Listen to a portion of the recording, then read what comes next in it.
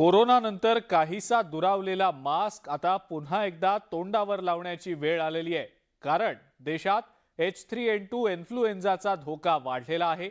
या आजारामुळे आतापर्यंत दोघांचा मृत्यू झाल्याचं उघड झाल्यानंतर आरोग्य विभागाने लोकांना पुन्हा एकदा मास्क वापरण्याचं आवाहन केलंय।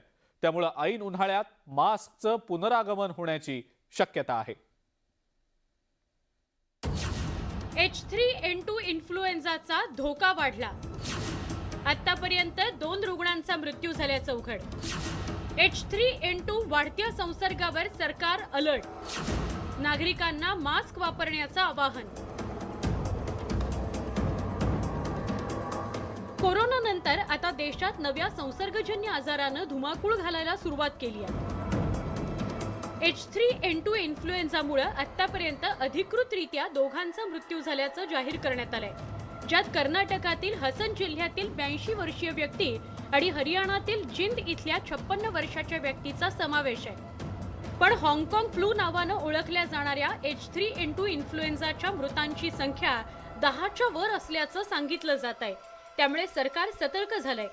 आरोग्य विभागासह नीती आयोगानं या संदर्भात तातडीची बैठक घेत गर्दीच्या ठिकाणी मास्क वापरण्याचं आवाहन केलंय। महाराष्ट्रातही काही जिल्ह्यांमध्ये H3N2 संसर्गाचे रुग्ण आढळले। बीडच्या परळी तालुक्यात H3N2 या व्हायरल स्ट्रेनमुळे सर्दी, खोकला आणि तापाच्या रुग्णात लक्षणीय वाढ झाली आहे। ज्या नागरिकांना असा सर्दी खोकल्याचा वगैरे आजार आहे, मुलांना आजार आहे, पर्टिक्युलर मुलांमध्ये जास्त त्रास देतोय, ज्यांना दमा वगैरे आहे त्यांना पण थोडासा त्रास होतोय, की ज्यांना हे असं आजाराचे लक्षणं असतील त्यांनी शक्यतो घरीच थांबावं। आणि आपण कोविड काळात जे गाईडलाईन्स केल्या की ठराविक अंतर ठेवणे, मास्क घालणे, हात फ्रिक्वेंटली धुणे आणि गर्दीच्या ठिकाणी बसून लांब राहणे आणि ताप 3 ते 4 दिवसाच्या पुढे जर जात असेल तर त्वरित डॉक्टरांना संपर्क साधणे। H3N2 विषाणूची लक्षणं काय आहेत जाणून घेऊया।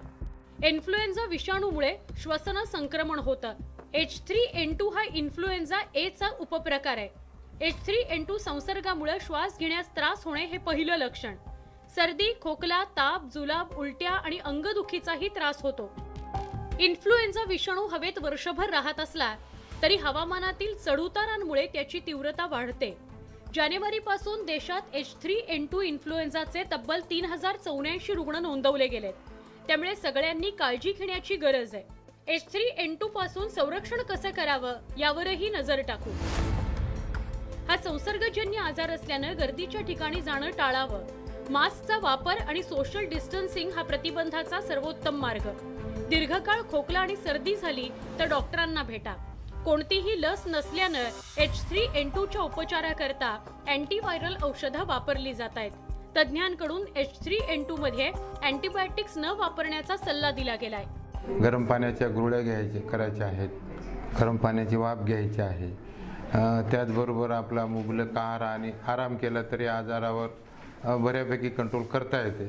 त्यासाठी लागणारे सगळे औषध उपचार आपल्याकडे उपलब्ध आहेत आणि ज्यांना कोणाला हे आजार असेल त्यांनी तत्काळ दवाखान्यात जाऊन हे औषध उपचार घेतले पाहिजे। लहान मुलं, वृद्ध आणि आधीच आजार असलेल्या लोकांना H3N2 विषाणूचा सर्वाधिक धोका संभवतो।